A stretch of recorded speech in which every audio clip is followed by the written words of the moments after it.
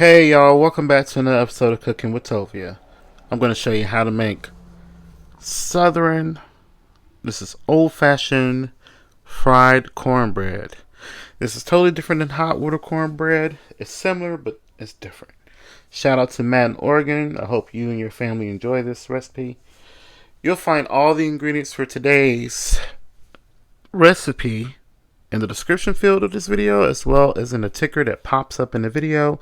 Please hit the thumbs up. Please take a moment to leave a comment and share this video, and I truly appreciate it.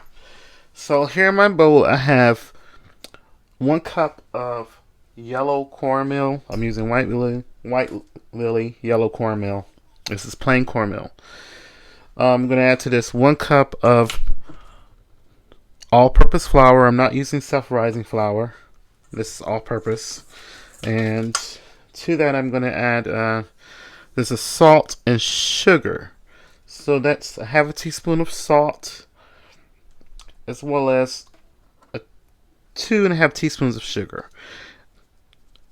1 tablespoon of baking powder. And then this is about 2.5 tablespoons of dried onion. I love using dried onion. These are dried chopped onions. So I'll whisk all these ingredients together. Then I have here 2 eggs. I used to use a mug for this because my grandmother always used a mug when she beat her eggs for cornbread. So I have 2 eggs.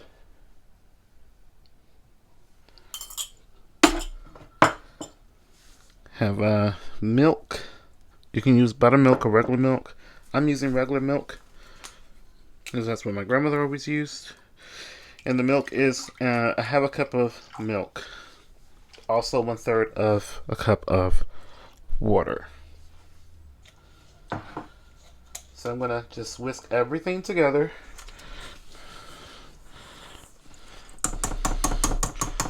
Now if you find that your batter is just a little too thick, as you see here, just add a little bit more water. It just totally depends on the size eggs that you're using. And I believe I was using just some small eggs. So we're almost there. I just want it just to be a little bit thinner. And for the salt, it's 3/4 teaspoon of salt. I realized I said 1/2 teaspoon of salt. It's actually 3/4 teaspoon. So I'm just gonna let this sit for about 5 minutes. I want to also state that it doesn't matter if your ingredients are warm or if they're room temperature or if they're cold. My ingredients are cold. So we're gonna let this sit for 5 minutes and we're going to heat our skillet. So I'm heating my cast iron skillet here on medium-high heat. Now I want the oil to be hot, but you don't want the oil to be shimmering. So when you see the oil kind of moving back and forth, that when it's really hot, that means the oil is far too hot for this. You don't want it to be that hot. So I have a Pyrex glass here that I filled with water just to dip my spoon in. So I have my cornbread mixture that's set, and you see the consistency.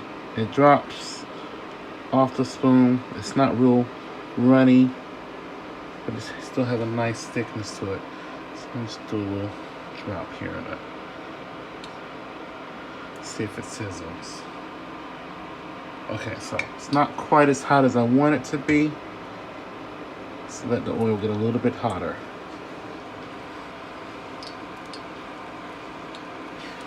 Okay, so the way that's beginning to really sizzle. So I'm gonna just grab a quick scoop of that batter and move quickly over to the pan and just drop it in. And I'll keep doing that.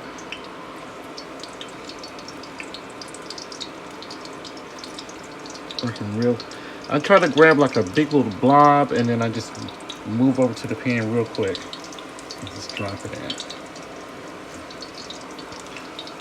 And it's really ideal to have a nice heavy bottom pan like this cast iron pan, because this doesn't really cook too well in like a steel pan.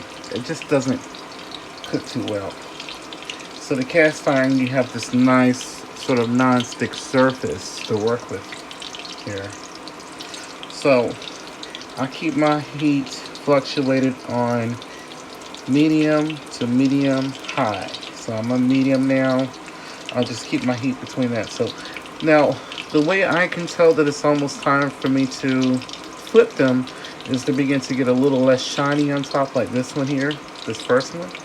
It's not so shiny on top. So I'll just take my spatula. I wish I had a metal spatula, but I just flip it away from me really quickly. Now if you like yours a little bit thinner, then instead of using a tablespoon of baking powder, you can use like two teaspoons of baking powder. And that'll make it just less flat. Make it a little bit flatter. Oh, it smells so good. So at this point, you begin to hear it kind of sizzle less. So that's when I just begin to rotate them a bit. I never smash them down. I just try to let them stay the same size that they are. Now, my other videos where I sort of preview these to you guys, show them to you, I did make it using 2 teaspoons of baking powder, so that's why they're a little bit flatter. But I want them to be a little bit thicker because I'm going to have this with collard greens. So we're just going to cook them till they're nice and golden. So my little wire basket here, I'll just take my cornbread out and shake it out. Don't put your finger on why it's hot. I'm just so used to doing this. So we're just going to fry all our cornbread up the same way. Yeah, pretty easy to fry up. Now I heat it up like maybe about a half a cup of oil, just enough for them to fry in. So as you cook your cornbread, some of the oil will soak up, so you may need to replenish some of the oil in there. So now this recipe is great too if you wanted to bake this. You can bake it as well. It's really good baked. You can use it for your, if you want to make like any type of stuffing, and you can use these for your like crab cakes. Really good cornbread. So here's the cornbread. Please hit the thumbs up and share this video, and don't forget to leave a comment. I just love this cornbread. It's nice and crunchy. I break it in half. I see it's so nice and moist on the inside. You can see all those onions that we put in there. Oh, it smells amazing. Give it a taste test. It was really good.